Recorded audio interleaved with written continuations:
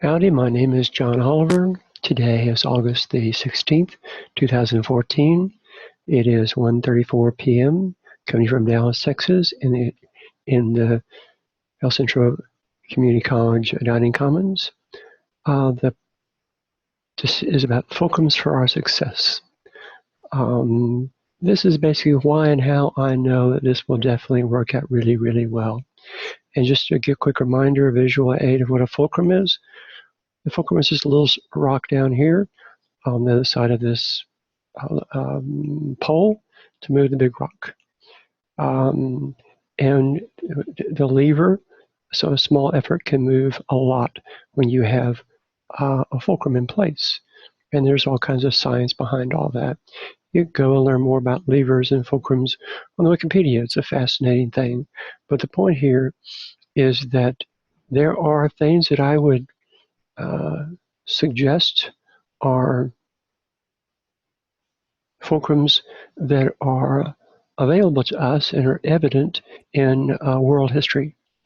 And I list them here: education, libraries, literacy, agriculture, animal husbandry, appropriate technology, volunteerism, apologetics, evangelism, discipleship, access to resource, and answered prayers. Those are the things that we are going to harness. We're going to leverage those things. We are fortunate to be born in the top 1 billion people. If you can see this, then you're pretty privileged. Those in the bottom 2 billion people who we're going to reach. So how can we best help them? Now, I've been saying a lot of things about helping the poor for a long time, from a lot of directions, from a lot of people. And most of the time it gets back to saying something about education. You educate them.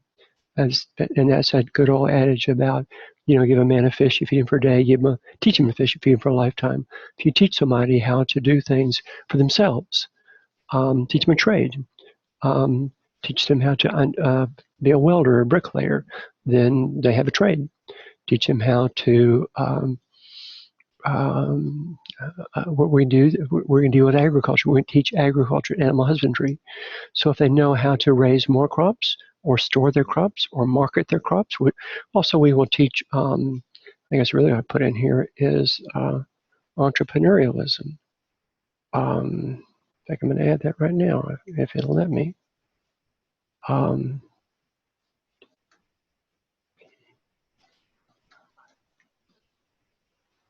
So we're going to teach that. Entrepreneurship.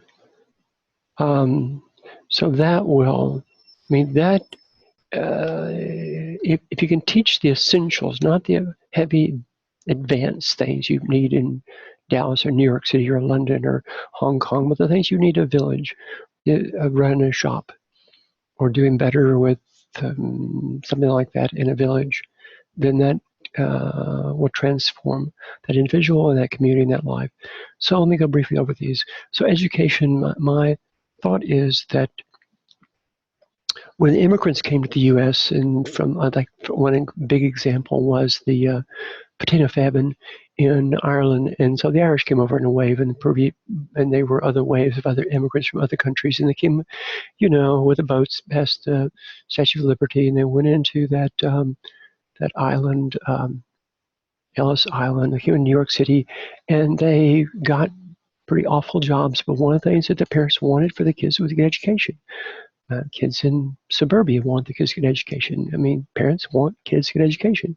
Why do they want that? Because in terms of anything else, education will make the biggest difference. Learning computer skills or marketing skills or anything you learn. In terms of education, you hear stories sometimes, I do, about maybe it was some kid coming out of the ghetto and they were the first in their family to graduate from high school, or maybe the first to go to college, or first to graduate from college, or first to, imagine the first in your family to read, to write, to be able to do sums, to be able to understand the rudiments of mathematics. We're taking math to that level. We're educating at that level.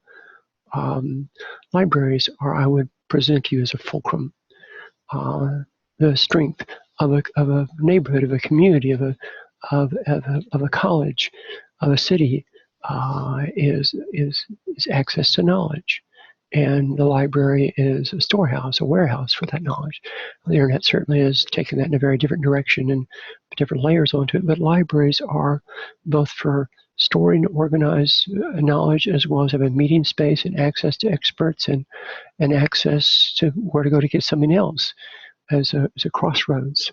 Libraries serve many purposes, and just the fact, I mean, there's no guarantee that I'll be alive tomorrow or I don't have an aneurysm in 9 seconds from right now.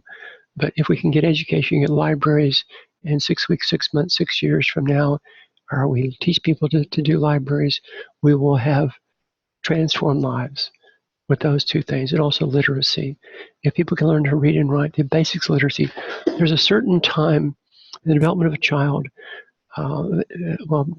development of any person, there's things when they are very prone to learning readily those things. There's a time when kids really want to read, and there's times when they can't think abstractly. There's all those learning stages, and so I really want to tie into when the children, what that developmental stage, when children are most ready to read, and I want to focus on the basics of pre-K to about 5th grade level.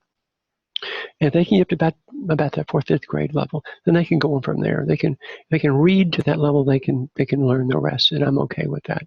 So I really that's emphasis, not all the way through high school or college, but if I can get them that boost, we do a really good job there, then I'm really pleased. And also because I'll say much more about literacy later, but because then if we keep the focus there, then the older students can help the younger students, the parents can help the younger students, the grandparents, the seniors, the retired people, and we create great materials in that arena. Same thing with agriculture. Which the basics of agriculture, the basics, not the advanced crazy things, but the things, the essentials of the things the Peace Corps has been teaching for decades.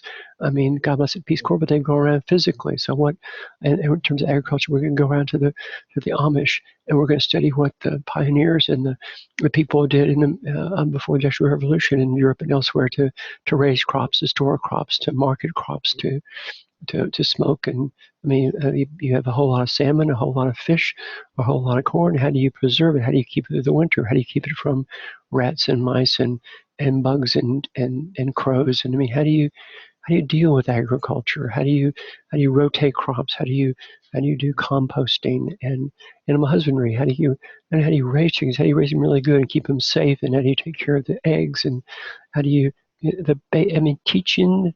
teach these things about seeds and soils and about how can and I know that like with chickens will go eat bugs that would eat the crops, and chickens will poop, and chickens will scratch the ground, and chickens will eat the weeds, and then and how do you integrate pigs and chickens and goats in a farm setting so that there's good synergies going on there. Proper technology that relates to, like, how do you dig wells or set up fences or again build silos? How do you, what did they do centuries ago? We want to learn those, we're going to find those, we're going to get those illustrations, we're going to tag those, we're going to index those, we're going to share those, we're going to train the technology, because again, if somebody grew up in a village and nobody else has done that kind of farming or that kind of technology, basic, without electricity, without computers, basic kinds of stuff. So we're going to teach them those kinds of things that will transform lives. Entrepreneurship, like I said, if they know how to do basic business in the market, volunteerism. This is not possible without volunteers. If I had to pay everybody for everything they want to do, I couldn't afford to serve the poorest people. I'd have to charge a lot of dollars, and I can't do that. And the volunteers I'm going to for are the young people in college. I believe that they see the needs over there, they care about them, they're willing to give a little bit of time and effort, and they're web savvy, they're online, and I'll create in such a way that they get to meet people, have fun together, and work on projects together. And so there's some social payoff and some just they're literally helping to make the world a better place. And apologetics, that there's so little good apologetics going on at street level in the pews, and so apologetics will change things. There's attacks on the Bible and on Christ being divine, and the Trinity is so good. Apologetics can deal with that.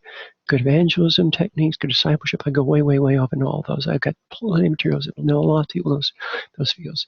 Access to resources. I think the other day about the Yellow Pages. Besides the library, also the internet, the resource guy or gal, a networking event. That's a leverage. It's not so much what you know, it's who you know. Or I don't have the answer, but I know where to get it. I mean, we're going to be providing that kind of stuff and answer prayers. The only way that I'm coming to you today is because many thousands of answered prayers over the course of many decades. I'm going to be asking for lots and lots and lots and lots of prayers. That's a fulcrum. So therefore, I know this is going to work well. I just know it. Also studied a lot on a lot of these subjects. And I believe that God's called me to this. I put calling. I believe He's prepared me for this for a lot of years.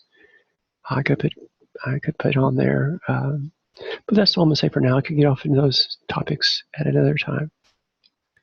That's all I got for right now. Thanks very much. Bye.